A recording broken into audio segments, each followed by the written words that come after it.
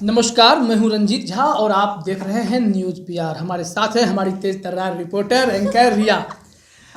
किसान बिल को लेकर देश भर में हाई तौबा मची हुई है और इसको लेकर के किसान प्रदर्शन करने और आंदोलन करने की चेतावनी लगातार दे रहे हैं। कल फिर 6 फरवरी है और किसानों के प्रदर्शन पर सबकी नज़र टिकी रहेगी।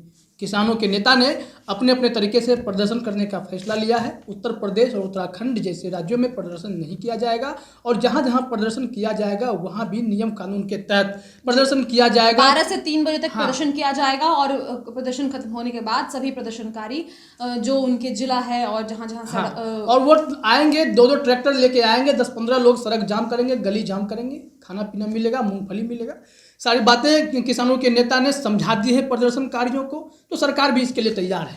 लेकिन बात है, आज राज्यसभा पे रिया हम लोग देख रहे थे, कृषि मंत्री नरेंद्र सिंह तोमर जो है वो भाषण कर रहे थे। उन्होंने कहा, हमें पता है कि खेती पानी से होती है, लेकिन सिर्फ कांग्रेस जो है वो खून से खेती कर सकती है, उन्होंने कहा है। और उन्होंने यह भी समझाने की कोशिश की है कि किसान बिल में कोई हमें ये तो बताए कि काला क्या है। जिसे लोग काला कानून कह रहे हैं, तो काला कानून क्या है। तो हम लोगों ने कुछ इस मामले में रिसर्च किया और समझने की कोशिश की आसानी से, कि ताकि आपको भी समझ में आए कि विवाद कहाँ फंस रहा है। और ये कृषि मंत्री ने तो कहा है, उनके हिसाब से तो सब कुछ अच्छा है रिया, लेकिन कुछ पॉइंट्स हैं जो किसानों द्वारा भी जो कहे गए हैं वो ठीक है। किसानों की बात में हम चर्चा करेंगे, लेकिन पहले हम कृषि मंत्री की बातों को हम लोग रख लेते हैं पहले रिया। कि कृषि मंत्री ने ये स्पष्ट किया था कि कोई हमें बताए कि इसमें काला क्या है। उन्होंने कहा कि काला तो वो चीज़ है जब राज्य सरकार टैक्स की बात करती है, किसानों से टैक्स लेती है। लेकिन हमारे तहत अगर कोई आएंगे कृषि बिल के तहत, बाहर कहीं अगर कोई चीज़ सेल करते हैं, अपना क्रॉप्स अनाज बेचते हैं, तो उन्हें टैक्स से भी बच जाएंगे वो। और राज्य सरकार ऐसा कर रही है, तो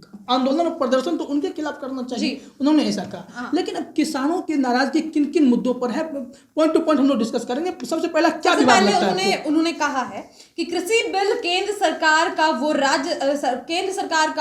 राज्य सरकार के टैक्स को खत्म करता है। केंद्र सरकार का है ये कृषि मंत्री जो केंद्र सरकार, जो कृषि मंत्री ने कहा है। अभी जो राज्य सरकार का कानून है उसके तहत आपको टैक्स की बात करनी पड़ती है, टैक्स देना पड़ता है। लेकिन उदाहरण के तौर पे उन्होंने बताया कि पंजाब गवर्नमेंट के एक्ट के मुताबिक किसान की गलती पर उसे सजा होगी, लेकिन केंद्र सरकार का कानून ऐसी कोई भी बात नहीं करता। मतलब स्पष्ट है कि अगर आप स्टेट गवर्नमेंट यानी एपीएमसी एग्रीकल्चर मार्केट कमेटी के तहत आते हैं, एग्रीकल्चर प्रोड्यूस मार्केट कमेटी, जो जिसको हिंदी भाषा में मंडी समझ लें, तो इसके तहत आते हैं। और यहाँ पे भी अगर माल बेचते हैं तो आपको टैक्स देना पड़ता है मंडियों में। लेकिन अगर केंद्र सरकार के कानून के तहत अगर आप मंडी के दाम से संतुष्ट नहीं है, वहाँ जो एमएसपी तय है उससे आप संतुष्ट नहीं है, तो आप बाहर कोई अच्छा दाम दे रहा है तो आप वहाँ बेच सकते हैं। अब विवाद यहीं पे आपस में ही शुरू हो गया है। और आपको बताएं कि कृषि मंत्री ने यह भी बताया कि उन्होंने 12 बार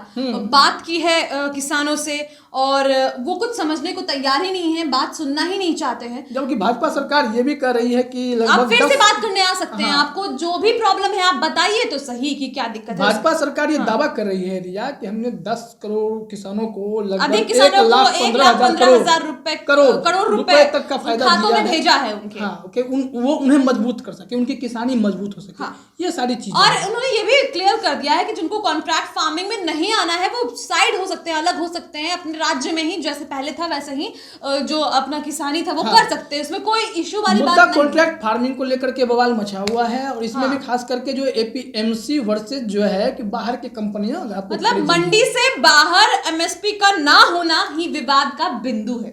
मतलब ये इसी बात पे है कि मंडी के बाहर एमएसपी क्यों नहीं है।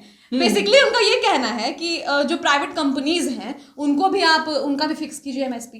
ये सारे बिंदु। ये बात क्या है रिया कि किसान अपने अपने हद में सोच तो रहे हैं, लेकिन कंफ्यूज्ड हैं। और आम किसान तो समझ ही नहीं रहा है। 1-2 स्टेट के किसानों को देख लें, अभी एक रिपोर्ट कहता है कि 6% किसान ही जो है एमएसपी पे इस चीज को खरीद बेच रहे हैं, और उसमें से अधिकतर जो है वो हरियाणा और पंजाब के हैं। दैट्स व्हाई उनके लोग ज्यादा हैं। सरकारी आंकड़े के अनुसार तेलंगाना मध्य प्रदेश इनसे अधिक है। हाँ, लेकिन हम ये कहना चाह रहे हैं कि यहाँ कंफ्यूजन देखिए रिया किस बात को लेकर हो जाती है।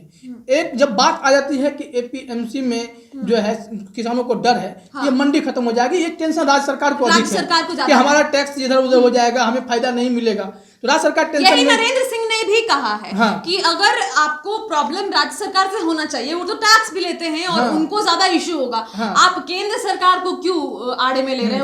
उनके जब खिलाफ इनको ये समझाने की कोशिश की जाती है तब ये पलट के आ जाते हैं कि कॉन्ट्रैक्ट फार्मिंग होगी या बाहर की कंपनियां हमारे प्रोडक्ट को खरीदेंगी, वहाँ एमएसपी फिक्स नहीं किया हुआ, मिनिमम सपोर्टिंग प्राइस जो है वो नहीं फिक्स किया हुआ, तो ऐसे में हमारे साथ शोषण हो सकता है। लेकिन आपको किसान साहब, आपको ये फायदा तो दिया गया है ना कि एपीएमसी में अगर आप संतुष्ट नहीं है तो अगर उससे अधिक दाम कोई आपको दे रहा है तभी आप उनको बेचें। अगर आपको एपीएमसी में ही सब कुछ ठीक मिल रहा है, कहना है सर कि जो फार्मर्स हैं वो बार्गेनिंग जो स्किल है उसमें बहुत मजबूत नहीं है, तो वैसे तो उनको एक मिनिमम सपोर्टिंग प्राइस पे वो मतलब सामान ले सकेंगे, दे सकेंगे, तो जो बाहर बाकी लोग होंगे जिनके पास वो स्किल होगा वो ज्यादा कमाएंगे। ये सारे इश्यूज जो है ये तो आपको तो चॉइस है ना, आप एग्रीमेंट में जाए या नहीं जाए, ये बातें आप तो तय कर ले कि हमको बाहर बेचना है तो ठीक है, क्योंकि मंडी जो तय करेगा उससे आप संतुष्ट नहीं तो बाहर चले जाइए। अब अगर बाहर संतुष्ट नहीं है तो मंडी में ही रहिए, आपको बाहर निकाल तो कोई नहीं रहा है ना। बिल्कुल। एक और बात जो है वो वहाँ के किसान द्वारा हमने कॉन्ट्रैक्ट कंपलसरी नहीं है, ये केंद्र सरकार ने, कृषि मंत्री ने स्पष्ट ये किया है। कानून जो लाया गया है ये कोई आपको हार्ड एंड फास्ट नहीं है कि करना ही करना है। अगर आपको इसमें लग रहा है कि ये चीजें नहीं होनी चाहिए थी तो आप कॉन्ट्रैक्ट फार्मिंग से हट सकते हैं, अलग हो सकते हैं, ये क्लियर कर देना चाहते हैं हम। और ये शायद कंफ्यूजन होगा लोगों को कि उन्हें लग रहा होगा कि ना हम इधर के रहे ना हम उधर के रहे, प्राइवेट सेक्टर में एमएसपी फिक्स नहीं की गई, हमारे लिए एमएसपी फिक्स कर दी गई है, हम बाहर करेंगे तो हमको एमएसपी देना पड़ेगा और उन्हें नहीं देना पड़ेगा। किसानों के कुछ नेता हैं भैया जिनका काम है किसानों को गुमराह कर देना, और खास करके इसमें पॉलिटिकल सिस्टम तो डेफिनेटली इन्वॉल्व है, क्योंकि सरकार ने जो किसान बिल लाया है उस किसान बिल को आप पढ़िए समझिए तो है, हाँ है, कंफ्यूजन है, लेकिन उस चीज़ों को दूर किया जा सकता था। सरकार बात करना चाहती है कि आप कंफ्यूजन दूर कर लीजिए। उन्होंने कहा कि मैं 12 बार बात कर चुका हूं। हाँ, किसानों के दिमाग में किसी ने फिट कर दिया कि आपके साथ अन्याय हो जाएगा आने वाले दिनों में, लेकिन अन्याय हो जाएगा, लेकिन इसकी अच्छी बातें तो आप बताइए ना कि अच्छी बातें क्या है। ये तो जब इंटरनेशनल रिलेशंस में, जब अमेरिका जैसा देश ये वो भी कह रहा है कि आपका इंटरनेशनल रिलेशंस सही होगा, किसानों की आर्थिक स्थिति मजबूत हो सकती है, आपको ये मौका है कि आप या तो मंडियों में बेच लें या फिर बाहर आके बेच लें। तो निजी कंपनियों के लिए एमएसपी तय हो, ये एक जिद है।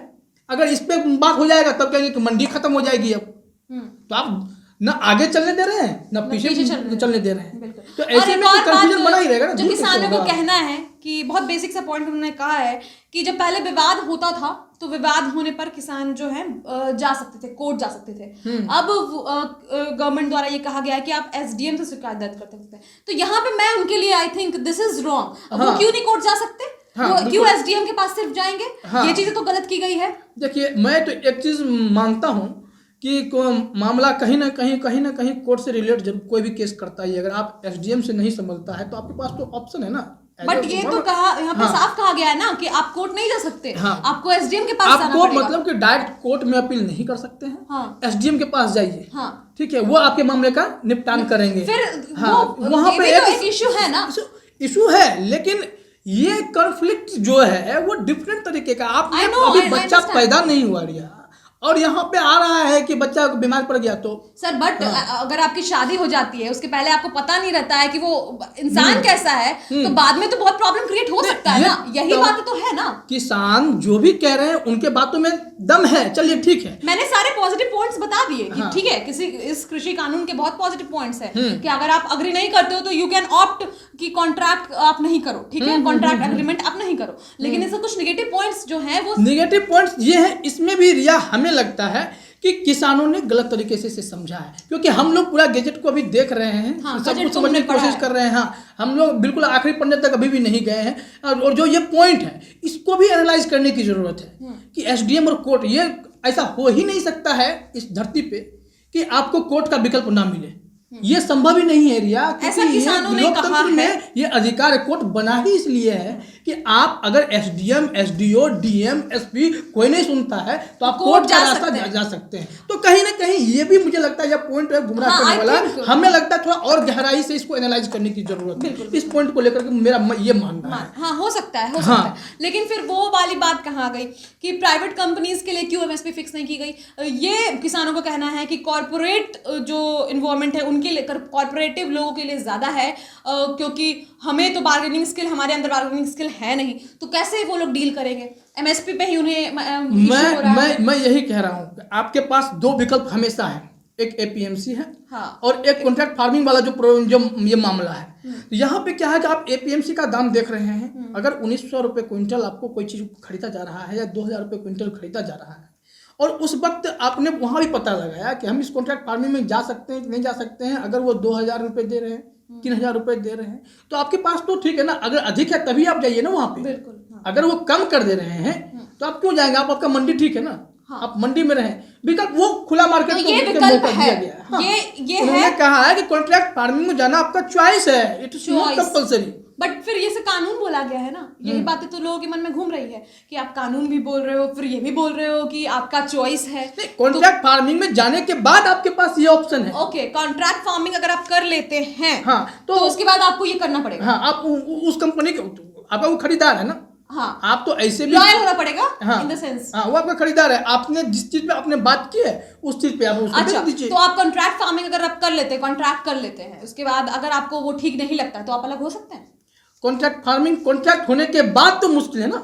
ओ, मुश्किल है, फिर अलग हाँ, नहीं हो सकता। वो आपका कॉन्ट्रैक्ट साल भर से 5 साल तक का होता है। 5 years, हाँ, 5 5 years की तक बात का कही गई है होता शायद, I am not sure, but 5 years की बात वहाँ पे जो है दाम जो है ना, वो एमएसपी तय करने वाली जो बात है, एमएसपी तय करने से तो आपको नुकसान भी तो हो सकता है। बिल्कुल हो सकता है। अगर वो चीजें अगर उस वक्त अधिक दाम पे जा रही हों, आपने कॉन्ट्रैक्ट कर लिया इस चीज पे, यही तो पॉइंट है। हाँ, 500 रुपये 1000 रुपये पे आपने कॉन्ट्रैक्ट कर लिया, एमएसपी बनवा लिया निजी कंपनियों से, तो निजी कंपनी को तो फायदा हो जाएगा, आपसे तो सस्ते में खरीद सकती है वो। बिल्कुल। तो ये बात तो तय करना पड़ेगा ना आपको जी, तो यही कुछ कंफ्यूजन्स थे जिसके हमने कंक्लूजन्स बताए हैं।